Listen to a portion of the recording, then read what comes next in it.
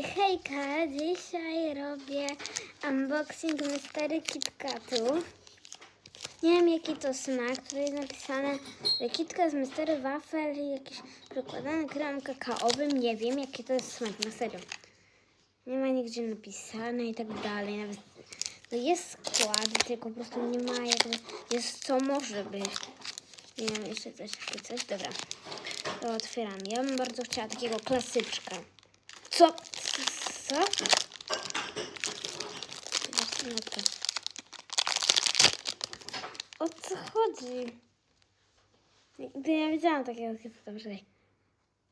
Pachnie jak mango.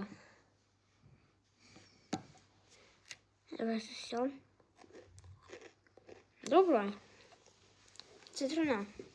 Aha. Aha. Polecam. Takie. Kupiłam w żabce. O, mango. Pa.